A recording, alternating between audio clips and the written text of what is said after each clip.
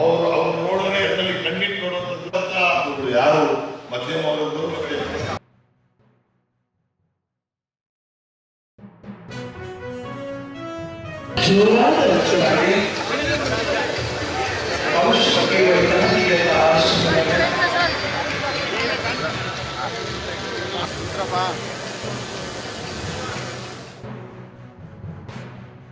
ನಮ್ಮ ಭಾರತ ದೇಶ ರೈತರ ಎನ್ನೆಲ್ಲಿ ನೋಡ್ತೀವೋ ಆ ರೀತಿ ಯುವಕರ ದೇಶ ಅಂತ ಕರಿತೀವಿ. ಇತ್ತೀಚಿನ ದಿನಗಳಲ್ಲಿ ಮಹಿಳೆಯರ ಒಂದು ಸಂಖ್ಯೆ ಹೆಚ್ಚು ಇದೆ. ಮಹಿಳೆಯರು ಸಹ ಅಷ್ಟೇ ಪ್ರಭಾವವನ್ನು ದೇಶದ ಪ್ರಗತಿಗೆ ಮತ್ತು ಬೇರೆ ಬೇರೆ ಕ್ಷೇತ್ರದಲ್ಲಿ ಅವರ ಸಾಧನೆಯನ್ನು ನಾವು ನೋಡ್ತಾ ಇದ್ದೀವಿ.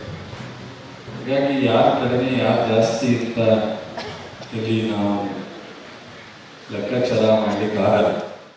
ನನ್ನ ಮಗ ಬಿ ಮುಗಿಸ್ತಾ, ನನ್ನ ಮಗ MCA ಮಾಡ್ದ, ನನ್ನ ಮಗ BCA ಮುಗಿಸೋನೆ, ನನ್ನ ಮಗ ಕೆಲಸ ಪಡಿಸಿ ಅಂತ ಅದು ನನ್ನ ಹತ್ರನೇ ಸುಮಾರು ಜನ ಬರ್ತಾರೆ.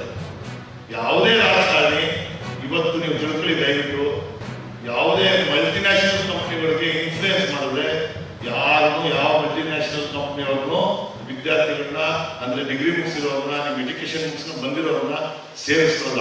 ನಿಮ್ಗೆ ಎಲಿಜಿಬಲ್ ಇದ್ದ ಅವರೇ ಕಳೆದು ನಿಮಗೆ ಕೆಲಸವನ್ನ ಕೊಡುವಂಥದ್ದನ್ನ ಮಾಡ್ತಾರೆ. ಆಲ್ಮೋಸ್ಟ್ ಜೆನ್ ಮತ್ತು ಜೆನ್ ಆಲ್ಫಾದ ಜನರೇಷನ್ ಇರ್ತಕ್ಕಂಥ ಮಕ್ಕಳುಗಳಿಗೆ ಪೂರಕವಾಗಿ ತಲುಪತಕ್ಕಂಥ ಅವರ ಭಾಷೆಯಲ್ಲಿ ಮಾತನಾಡ್ತಕ್ಕಂಥದ್ದು ನಮ್ಮ ಸಮಾಜವೂ ಕೂಡ ಒಂದು ಇವತ್ತು ಜನಸಮುದಾಯವನ್ನ ಮತ್ತು ನಮ್ಮ ಮಕ್ಕಳ ಭಾಷೆಯನ್ನು ಹೃದಯವನ್ನು ಅರ್ಥ ಮಾಡಿಕೊಳ್ಳುವ ಭಾಷೆಯಲ್ಲಿ ಮಾತನಾಡ್ತಾ ಇದ್ದಾರೆ. ಬರೀ ಕನ್ನಡ ಇಂಗ್ಲಿಷ್ ಅಷ್ಟೇ ಅಲ್ಲ, ಹೃದಯದ ಭಾಷೆಯನ್ನು ಕೂಡ ಮಾತನಾಡ್ತಾ ಇದ್ದಾರೆ ಅಂತ ಸಂತೋಷ. ಅದರ ನಿಮಿತ್ತ ನಾವು ಸಂವಿಧಾನದ ಪ್ರಿಯಾಂಬಲ್ವನ್ನು ಓದೋಣ.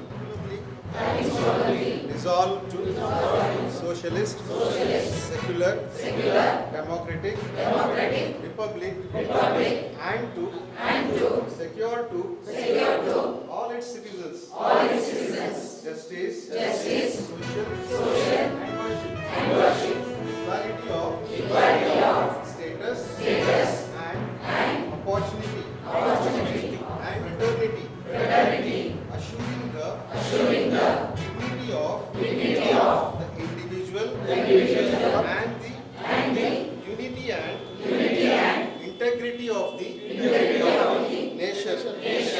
In our Constituent Assembly, this adopt, enact and give to ourselves this Constitution.